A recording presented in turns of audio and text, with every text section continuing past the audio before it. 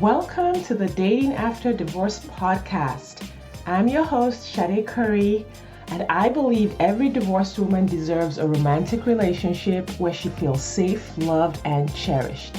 You can create the most amazing life after divorce, and I will teach you how.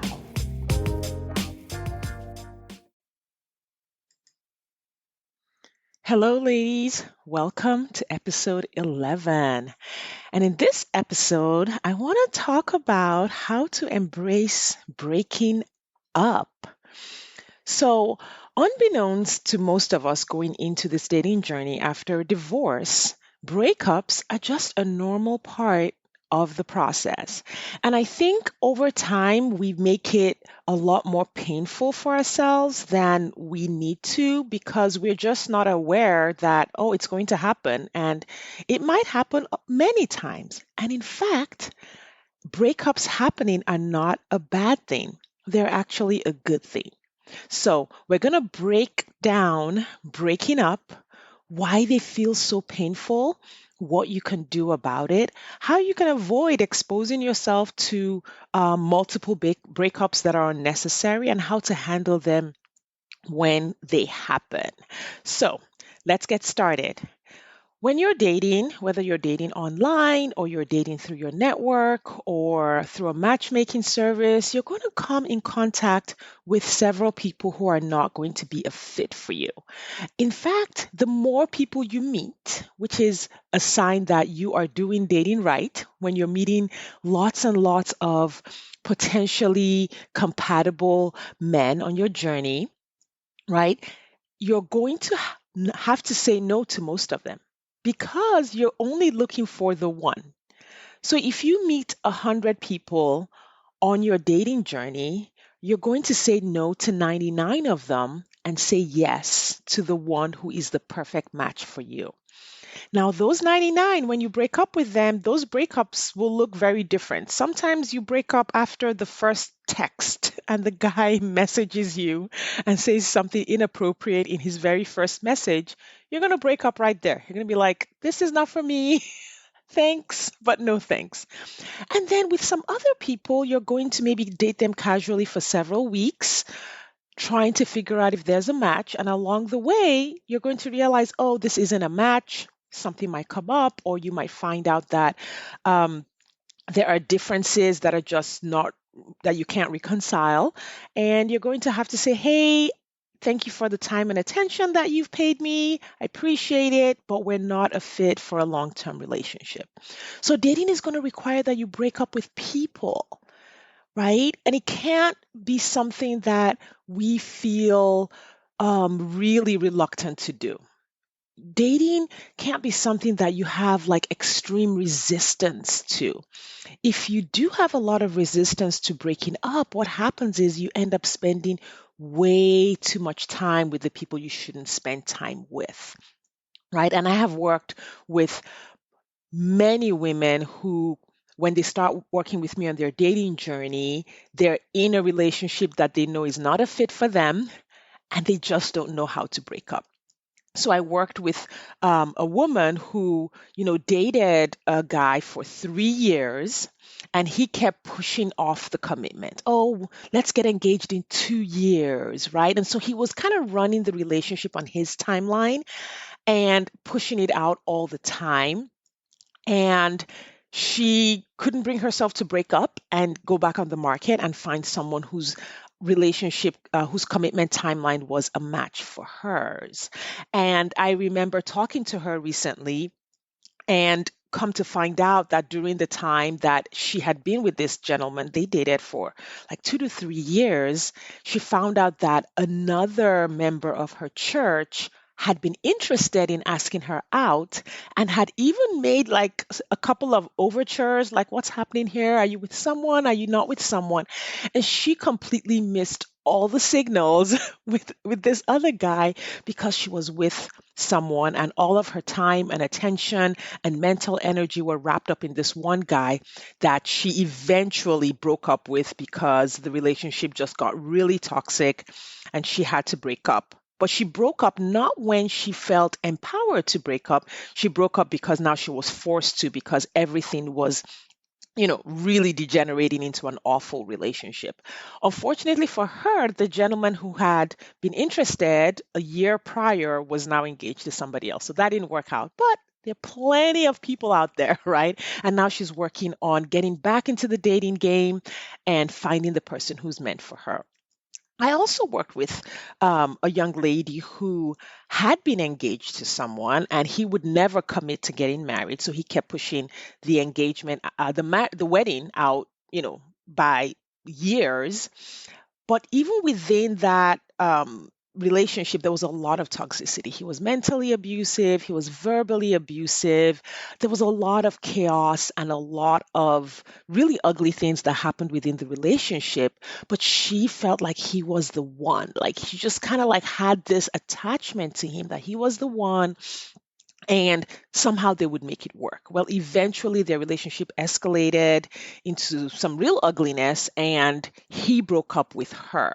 And that's when she came to work with me, was when, in a sense, she had gone through a breakup outside of her choice. Like when a breakup is forced on her. And I noticed that that happens frequently to women, is that we don't want to break up. We wait until the breakup is forced on us. And I will say, in my first marriage, that's kind of what happened too. I was not the one who filed for a divorce, although in retrospect, I really should have, like, way, way, way earlier. I left that marriage when the breakup was forced on me. So I'm really familiar with all the thought processes that go into staying in a relationship when you should really leave the relationship. In a couple of other examples, I have worked with a woman who, dated a guy for about a month. Things started out really well. And then about a month in, she realized, okay, he's kind of controlling, he's kind of pushy, really doesn't have a lot of empathy, and he's just way too needy. And this is not for me. This is not the person I want to spend the rest of my life with. And she just had so much trouble saying the words, thank you, but no thank you. She just had a lot of trouble going into a text message or a phone call and breaking up the relationship. And she circled around it and kept giving him another chance. And, well, maybe I'm being too hasty, and maybe this, maybe I'm misjudging him, and going around and around until um, she finally got the courage to break up with him. And this was really interesting. And I want to highlight this because this will happen. He did not want to break up with her. So he began putting pressure on her to stay in the relationship. He put pressure on her to not throw something wonderful away. And at that point, we had worked together enough that she was able to say, okay, I'm seeing the signs that he's putting pressure on me. He's not addressing any of my concerns. He's not making any changes. And even in the words that he's using to respond to my request to break up, he's negating my concerns and putting me down and gaslighting me. So these things happen in so many ways. Sometimes you don't want to break up because there's a physical attraction, right? And you know that when you break up with that person, you're going to feel that loneliness. You're going to miss being with someone or having someone in your orbit, and you want to avoid that. Now, Carl Jung is a psychologist, one of the fathers of psychology, and he made a statement that is particularly appropriate to this situation. He said, neurosis is always a substitute for legitimate suffering. What's happening here in all these examples that I've given, and even in my own experience with not living my marriage when I really had seen all the signs that it was a toxic relationship, is that I was avoiding the legitimate suffering that comes with ending something when it should be ended. And all of my clients who have also presented with this issue are trying to avoid the adversity, the normal adversity that comes with the dating process. We're all trying to avoid the pain that comes with breaking up, even when we don't like the person, even when we don't want to be with the person. The problem with avoiding that pain is that we will do something neurotic. Whatever you do to avoid legitimate suffering is going to be something that will harm you, right? You're going to create a situation that is potentially worse than what would have happened if you had just ripped the band-aid off, ended the relationship, and moved on. And what's interesting about the pain that comes with breaking up is that we are actually the ones creating the pain, right? We create this pain with the way we think about the breakup. When you go into a breakup thinking, I'll never find someone better, you create the pain. You create this anticipation of uh, being lonely forever. And so you begin to feel that pain of being lonely forever. Not because that's actually happening to you, but because you're thinking you'll never find someone better. When you think the thought, well, we've been together X weeks, X months, X years, I've invested so much, that thought creates the pain of losing something that you think is precious to you. Not because you're actually losing something, right? In many cases, you're actually losing something that's bad for you. You're losing something that's toxic for you. You're losing something that's in the way of your best life and your best relationship. But when you think the thought, I am losing an investment, I'm losing effort and energy that I've invested, you actually create the pain of loss for yourself. When you think the thought, I don't want to be lonely, it's better to have someone around me, you create the thought, that thought creates comfort in your present circumstances. That thought like elevates the feeling of being comfortable and the feeling of being at ease, and elevates the feeling of discomfort that you think you'll have when you actually let go of the person. And all of that is pain that you're creating around the heartbreak because of your thoughts. Sometimes we also think, well, I don't want to hurt him. He's such a nice guy, right? He's done so much. He's paid for all my dinners. I don't want to be the girl who, went to dinner and let him pay. And now I just broke up with him after he paid for my dinner. Those thoughts are creating the pain because you think it means something about you if you break up with someone. It means you're selfish. It means you're mean. It means you're hurting someone else. But all of that pain is created by your thoughts, right? When you change the way you think about heartbreak, for instance, you go into the dating journey thinking, okay, I'm getting ready to start dating. I'm going to break up with some people. It's just a normal part of it. It's just part of my day. It's like traffic lights, right? I'm going to run into some red lights when I'm driving down on my commute. When you think about it that way, it just becomes a normal part of life, and you remove the anticipation of pain. And even when it is painful, right? Because sometimes you do feel that loss. Sometimes you do feel the loneliness. Sometimes you do see the hurt on the person's face, and that's uncomfortable. Because you anticipate and embrace that it's a part of the journey, you're able to, create the courage to step into it, do what needs to be done. Of course, yeah, and of course, you want to do it in a graceful way. You want to do it kindly. You want to do it firmly. You also want to do it finally, right? So that a breakup isn't taking a year, right? Um, so you want to do all of those things, but even with that, sometimes heartbreak is just hard, and you feel the loss, and you feel the disappointment, and you feel the pain beyond the extra pain that you create with your thoughts. Sometimes you just feel the pain. You can actually start to think thoughts like, okay, this pain is uncomfortable. It's an emotion in my body that I don't like. But what if instead of avoiding and multiplying that pain, you embraced it by thinking, I can handle this emotion. I can grow through this process.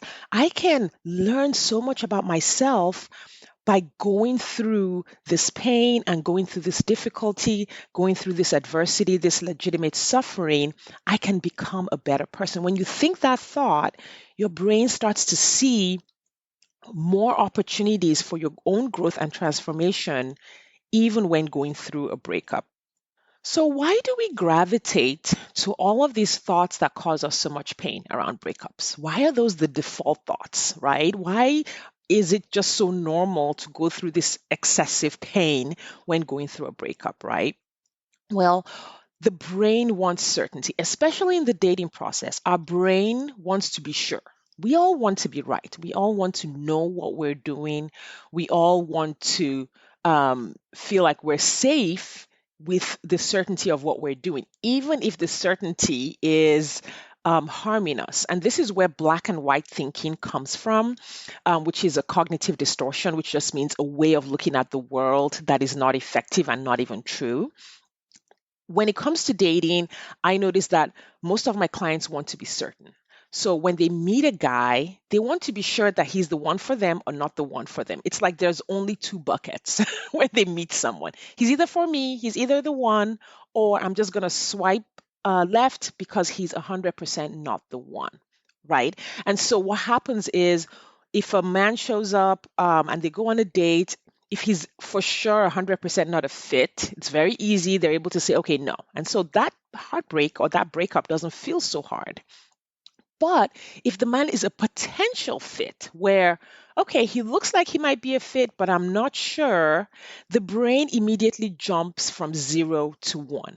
He's the one, right? And so even though you're not committed physically or you're not in a relationship or you're not exclusive, your brain has attached to the person mentally. He is the one. So you're starting to think thoughts about him being the one. You're starting to see yourself walking down the aisle with this guy. You're starting to imagine what your babies look like. You're starting to, practice signing his last name as your name, even though it's only the third date, right? Your brain has leapt from, oh, he's definitely not the one to 100% he's the one. And when you do that, which is also a creation of your own thoughts, it becomes so much harder to break up. When it's time on the fourth date and you realize he's not the one for you, your brain creates so much emotional drama and wants to avoid the pain of admitting that, oh, he actually wasn't the one, right? And so it starts to give you all these thoughts that keep you spinning in indecision. And for some of you, you start to put blinders on. You start to ignore all of the red flags and all of the yellow flags and all the things that your intuition is telling you about him not being the one because your brain is so attached to him being the one. Your brain just wants that certainty. And you start having trouble holding the middle ground, which is, okay, he may not be the one, or he may be the one, but right in the middle is, I don't know if he's the one. And just being comfortable with that uncertainty of not knowing the one. The brain, if you've already attached to him as being the one, you're going to have a lot of trouble being in that space where, oh, this could go either way. He might be the one, he might not be the one. I might have to break up with this guy. So when it becomes really clear that you have to break up with him, your brain goes into so much scarcity, so much fear of missing out, so much fear that you'll never meet anyone else, all the thoughts that we talked about at the beginning of this podcast. And what's interesting is many times your brain is going into all of this drama over someone you barely know, over someone that maybe you've only been on 3 dates and maybe spent 10 hours together. But because of the patterns of thinking, your brain has created such a monument to this person that it makes it hard for you to take the actions you need to take when it comes to breaking up. And now it thinks you're invested, now it thinks you're a thing, and it actually tags it as a breakup.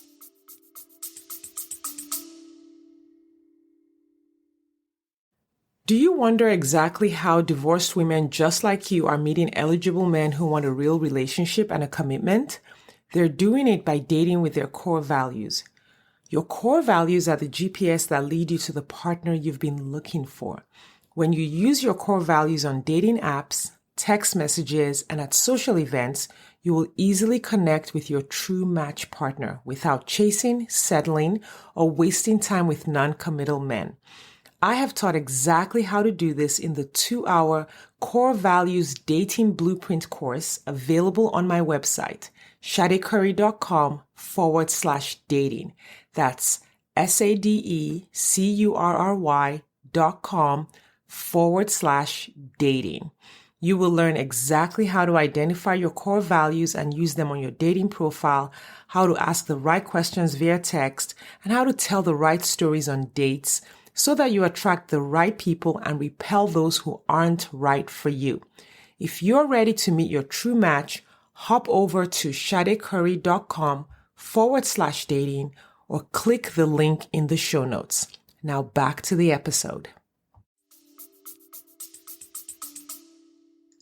What's actually useful when it comes to dating and the potential for breakups is to approach it like a full, emotionally independent adult and remove the emotional drama around something that's just a part of life.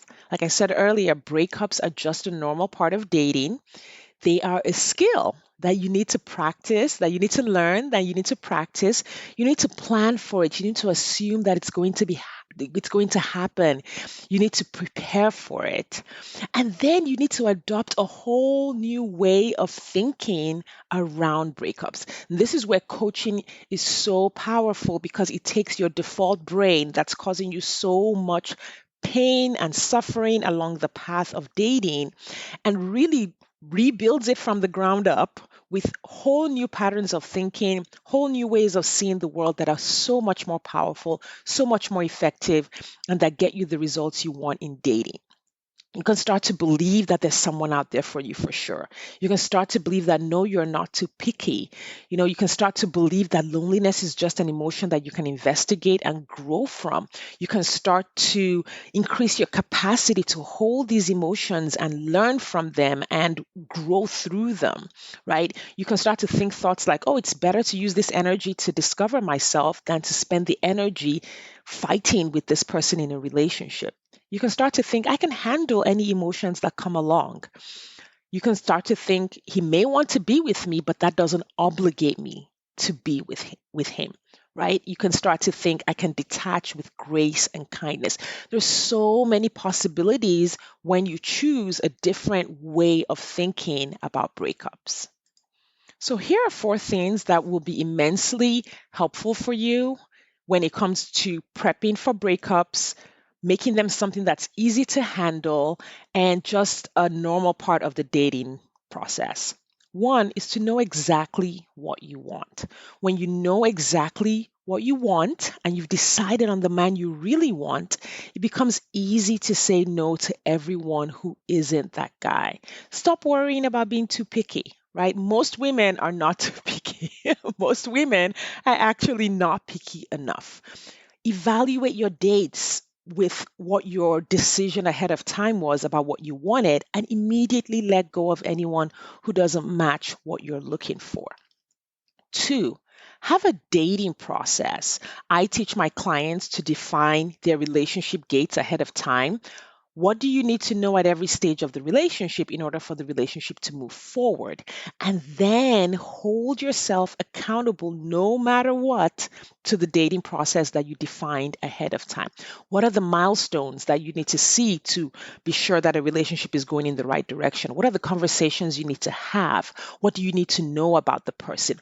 All of that should be defined in depth before you start to date so that when you're in the dating process, when you're on a date, when you're talking to a guy, you know exactly if he's the one for you, if he's not the one for you, and you can stay accountable to moving on very quickly when it's not the right guy. Three, develop emotional independence. When you are seeking approval from the people that you're dating, when you are seeking validation from other people, you will try to make them feel better about you by betraying yourself. So I have talked to women who found themselves engaged to someone because they just couldn't bring themselves to hurt him. And I have air quotes up by saying, I don't want to marry you. You're not the one for me. And every time they tried to break up, the man would pressure them into continuing the relationship all the way to getting married. I worked with a client who had gotten a divorce after about a year of her first marriage. And the way she got married was really telling because she had actually made a decision to break up with her boyfriend, and so she didn't want to break up over text or over the phone. So she went to visit him. It was a long distance relationship. She went to visit him to tell him in person that she was breaking up with him and ended up engaged to him by the end of the weekend. And this is where you need to develop emotional independence, because when you don't have appropriate emotional boundaries, you're easily manipulated and easily pressured into situations that you don't want to be in. You betray yourself so that others can feel good and others can get what they want.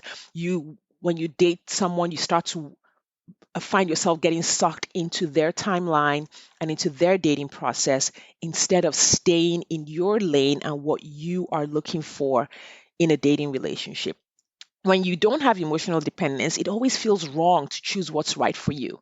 You always feel more motivated to choose what's right for the other person. Now, emotional dependence is a growth process. It's not something you can turn on with the snap of a fingers, but you have to have it in order to successfully date after divorce. And then finally, if you have attachment issues, they also contribute to making breakups super difficult. If you are an anxious if you have anxious attachment, which means you're just always insecure about where you stand with people, and you have a lot of feelings of not belonging, a lot of feelings of not being wanted, you might find yourself attaching to people who seem to want you even when they're not a fit for you. Now, attachment issues, love addiction, avoidant relationship patterns are a whole topic. I did want to just mention them on this podcast, but I'm not going to be able to go into them in depth. But I do want to mention them because they do contribute to making breakups challenging. When you follow these 4 steps, knowing exactly what you want, working your own dating process, developing emotional independence, healing from attachment issues, what happens is while you're dating, you're able to keep your space clear of anyone who is not a good fit for you, right? Your brain is clean and uncluttered.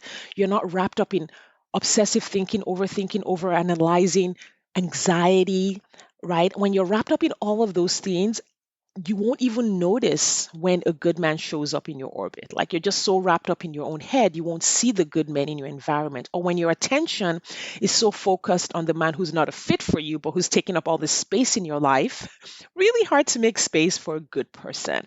So when you embrace breakups, embrace all of these steps, it's like you have this burden lifted off of you. Dating becomes much less of a chore, becomes a lot more fun and refreshing because you're doing it the way you want to do it. You're empowered and you feel like you have control over your dating experience. And it really ends the cycle of toxic dating, being enmeshed with people, all the drama, all the drama that we hate about the dating experience.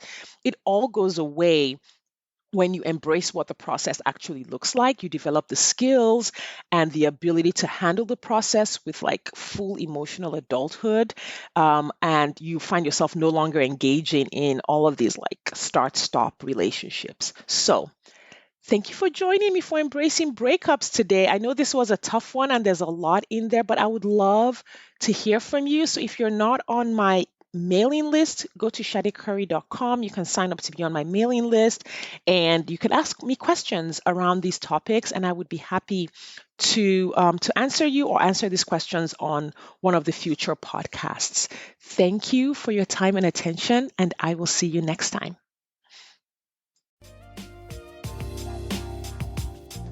Thanks for listening today. If you are ready to get married after divorce, I want to invite you to download my free 8-video training specifically designed to help divorced women date with ease and get married again. Head over to shadicurry.com to get started. That's SADECURRY.com. I'll see you inside.